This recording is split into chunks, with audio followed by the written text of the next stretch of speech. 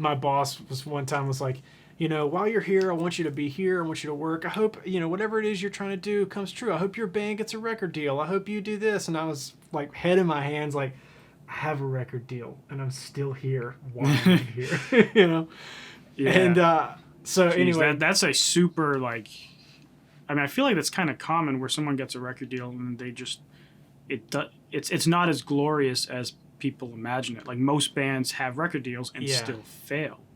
It is sucks. Unfortunately all too common. Getting a record deal, I think, is amongst like the indie music world is seen as like the goal. And once you get the record deal, everything's good after that. I've hit easy street. But in reality, getting a record deal is like getting into college. The hard work just begins. All this work you thought was hard beforehand is a joke compared to what you're about to have to go through. And it doesn't even mean you'll get a diploma. In our case, we paid our money and the professor just didn't show up. It's like, all right, well, I guess we're not going to go to that class anymore, but we still have to pay tuition. So that's kind of what a record deal's like. And if you're lucky, the professor does show up, and then the one after that, and then eventually you end up in a point where you can start making some decisions for yourself. But I'm not gonna dog anybody like who we worked with because everybody was cool. Like everybody who worked with us in the studio was amazing. I learned so much from that experience of cutting that record. Particularly, we did 3 singles with Josh Abraham, and he's produced bands like Stain and Linkin Park and Limp Bizkit and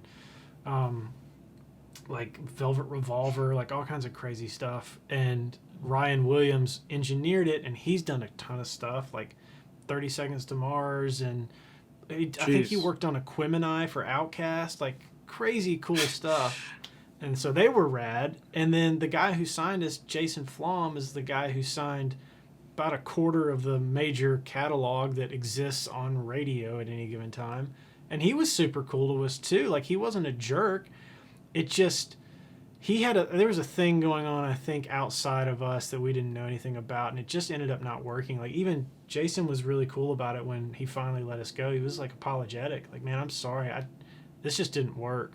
So you can't point your finger at anybody and be like, man, you screwed us. Because that's not what happened. It just didn't work, which is super frustrating. It's like, they're your dreams. Bye.